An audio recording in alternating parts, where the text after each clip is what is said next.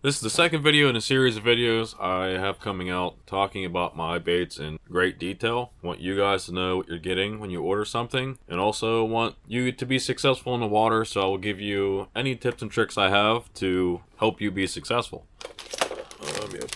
Today we're going to cover the bladed jig. I have two different versions. I almost had a third version, and I didn't get it out, and now a bigger company came out with that. And so if I come out with it, it's going to look like I copied them, but I promise you, I came out with this almost a year ago. But let's go back to the original bladed jig I made when I first opened my store. So the original version of my bladed jig was actually just a round head jig hook using a Mustad black nickel hook. I did have a wire keeper on it, so those who used ISHTECH baits would work great. Wasn't directly connected, had to snap in between. It still worked just fine like that, and there's still people selling versions like that to this day. You know, Protect powder paint, heat it up, dip it into paint, bake it in the oven for 20 minutes, and it comes out hard as a rock. Something I think I've always done different was I used that same powder paint on the blade. Even the original chatterbait, the paint on that blade would come off. Actually, I guess the funny story of this is only recently did I break my PB that came from this bait. The original. I think as fishermen, we're always looking for that edge, that next new bait, that different color or different this. I can 110% tell you, catching fish has more to do with your knowledge and your skill than it does the bait. Not entirely. It's wise to not go to China, of course. You generally get junked that way. My second biggest smallie ever of my life have come off of the older style of bladed jig. 20 inches on the dot. I believe it weighed like 3.5 pounds, so, you know, post-spawn weight, you know, paper thin body. It didn't have the weight on it that it should have had, but still, my second biggest fish ever. I still make those because, honestly, some people actually prefer that old style. So Z-Man's patent was up this year, and now you are allowed a blade that is directly connected. And that is actually the main reason why the third version of bladed jig we're going to talk about, I didn't come out with it because I invested more time and work into this because I always wanted a directly connected blade because, honestly speaking, they vibrate better, they start up faster. To me, it is the better bladed jig.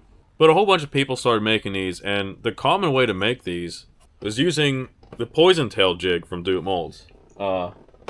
It's a cool, like, fish-looking head, but it has some issues for the bladed jig. Like I said, you'll see a lot of people making these same things with that same mold, but mine is different, and I'm going to tell you how. First of all, that mold was meant to have an eye socket, so you can put eyes on it. My baits do not have eyes. Again, it goes to a cost versus profit, and I can tell you right now, gluing eyeballs onto a bait, just to know they're going to fall off later on, is not something I want to be a part of. It is too tedious to put eyeballs on it. I do not think adding eyeballs to your bait is going to catch you any more fish, but it is absolutely going to cost more for me to make that. So what I've done is I've done something more functional with it. That mold, originally, the nose of it was very narrow. And as you should know, a bladed jig, one of the functions is when the blade is rocking, it hits the side of the lead, making a thump in the water. With that mold being the way it was and the nose being so thin, it wasn't hitting the head. So instead of having eyeballs, I carved out the mold, opened up the head, so now when the blade rocks, it will smack the head like it's supposed to. I think it still has a cool looking fish head. I just blew the cheeks out and it looks like a fat bait fish head. And in doing that, the other thing I've done is the weight of this bait is more accurate for what it should be. You know, if you take a 3/8 mold and just use it normally, put it all together, you don't have a 1/2 ounce bait by the time you're done. You have a 7/16. And the same thing with the quarter. So me taking the 3 ounce head, blowing out the cheeks, so now it is actually a 1/2 ounce bait. Again, that's what I'm doing differently than probably everyone else. I have not added a wire keeper to the new style because I make soft plastics that aren't ISHTECH, and with the wire keeper, they just destroy my baits even quicker. So I'm kind of taking that stand where I'm saying I understand ISHTECH baits are indestructible. But I'm also saying not everyone wants to use those, and I can't make those. So if you're buying my bladed jig, I want it to work with my soft plastics because I'm using it myself anyways. I don't use anyone else's baits at this point. It's all mine. Another change to the new style was I switched over to the Victory V-Lock hook. I've had extremely good luck with this hook. So the design of this hook, I think it does a couple of things better than a standard hook. One, the way it's made with these bends, it really stiffens up the hook. It still has a little bit of give, but it's a very penetrative hook, which I think is important. The second thing it does a little bit different is when you put a soft plastic on it, the hook shank comes out of the soft plastic sooner than a round bend. So that allows your bait to have more movement. See how it's sliding past that bend? A round bend hook would have been in the plastic for longer and stiffening this up even more. So I think going to the V-Lock hook made a good difference for hookups and for action of the bait. And just like I just showed you, I have been putting my goby on these, which I think it looks great. It gives it great action in the water. I'll be doing a video on the goby eventually, and I think that is... Overall, it's probably the best soft plastic bait I've ever used, and I literally use it on everything. It is a rubber skirt collar on a 44 strand silicone skirt. Again, I'm not a big fan of the wire-tied skirts because I think that's how you end up losing strands because it's too tight and they break off when it gets hung up on things. And again, I think it's nice if you want to change your bait the way it looks, you could just take this, twist that up, and now the gold's on top.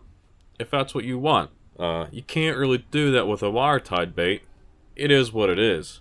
And then say you don't want the skirt on there. All you have to do is just pull it down. And that's the main selling point for a wire-tied bait is it says, oh, your fish won't pull your thing down. Well, listen. If a fish only had your skirt enough to pull it down, you weren't going to catch that fish anyway, so it doesn't matter. And I would rather have a skirt that I can put back on my bait than one that gets destroyed when that happens. For now, I only have a 1/2 ounce and a 3/8 ounce. I have done some testing on a quarter. I'm just not there yet. So the third version I've made that I've done some testing with, not a ton. This year the river fishing has been weird and we didn't really have a pre-spawn bite. And that's when I would use this. And I should have came out with this because then I could have said, oh, I did this first. But it is what it is. Instead of doing this bait at the time, the Z-Man patent dropped and I worked on that over this because this is a very specific technique that I wouldn't always suggest using this. But anyways, what I had come up with was a blade that has a glass vial bead in it. Actually, I have sent some of these out to some people quite a while ago as prototype baits to let them test it, you know. And I just, like I said, I just dropped that idea and went to the directly connected blade and did that first. And then I didn't have time to properly test the glass bead rattle. Yeah, this is an idea that just came out in ICAST. I think it was Strike King is coming out with it. Totally different than how I do it. I don't know. This is where you're getting like patents and things. And I don't have the money for a patent. Even if I did, it would be a gamble. And I'm not a gambling man. I already had some of these made in the old style with the round head. And then when I got the directly connected blade done, I was like, well, maybe I should put these on that version instead of the old version. And I basically just got overwhelmed with it and was like, I don't know. It's not even time for a bladed jig no more. And just moved on to buzzbait type of stuff. Yeah, a technique that my buddy Mike taught me a while ago.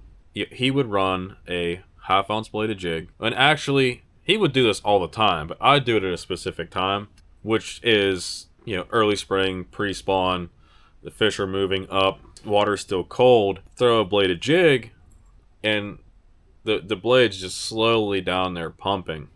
And it actually works amazingly well at that time period. Like I said, we didn't have much of that this year because I'm not going to get into that. But I figured adding the glass bead to this will give that a little click and help attract those fish in.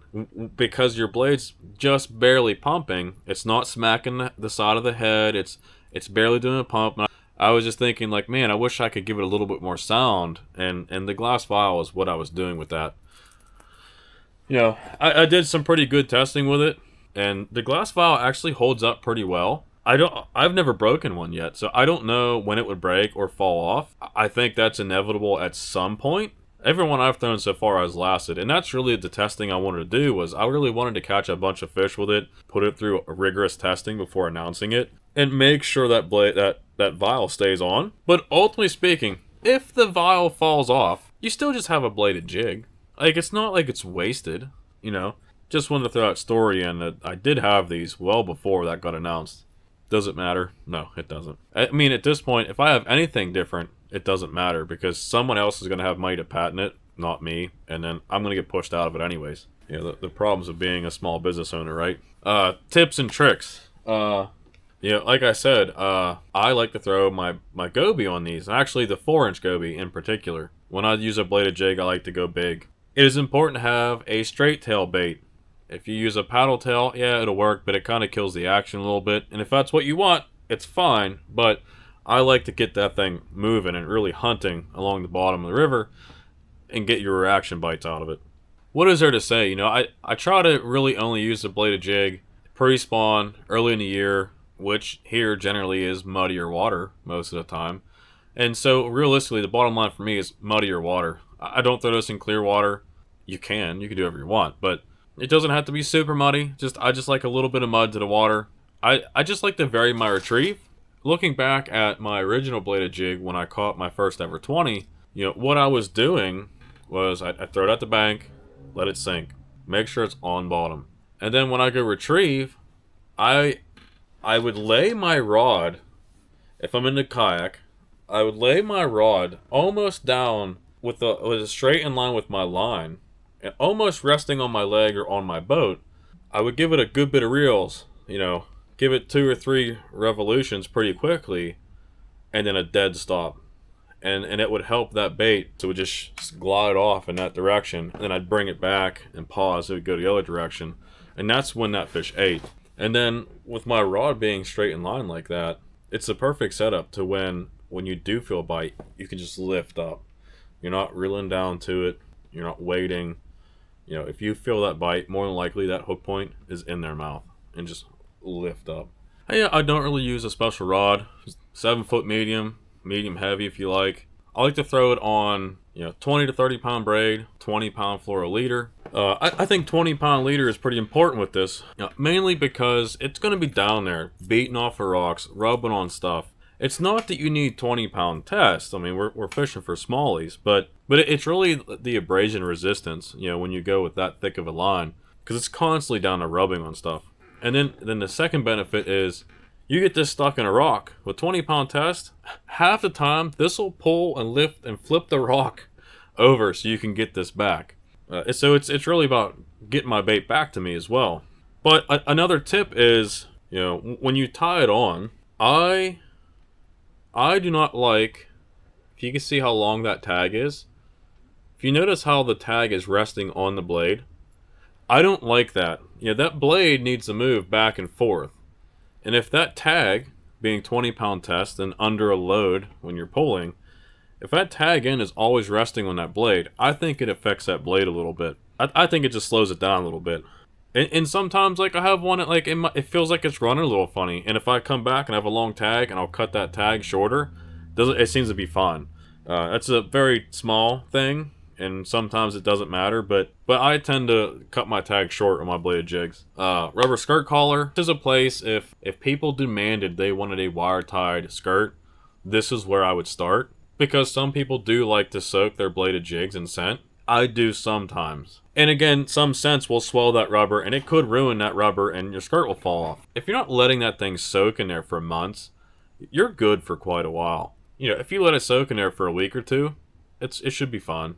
Cost, quality, time, profit, you know, I don't like the wire-tied baits. You know, I do tend to listen to the fish when I use this bait. Certain times of the year, they are definitely keyed in on crayfish. Other times, they are definitely chasing bait fish. So if I'm fishing and I'm using a fluke one day when the water's clear, and they're just killing this fluke, you know, say I'm throwing a tube, not eating that, but they're eating a fluke. We get a big storm roll in, it gets super muddy. I'll go straight to a bladed jig, and I will use my chartreuse and white, and I will use this more of a bait fish presentation. I won't worry about it hitting bottom. I'm just casting into eddies and reeling it back. I think that tends to work pretty good. That's a kind of a rare case. I've only pieced that together a couple times, but it's just an idea for you to think about.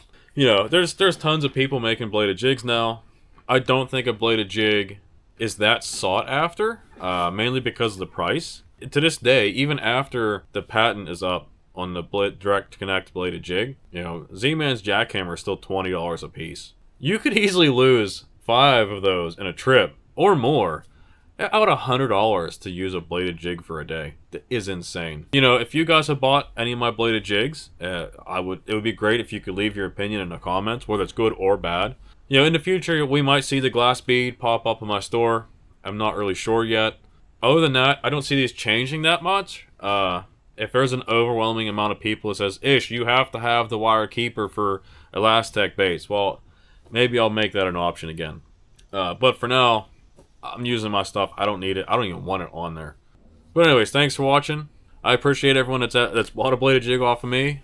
Like I said before, you're keeping a dream alive. Thank you very much. See you on the next one.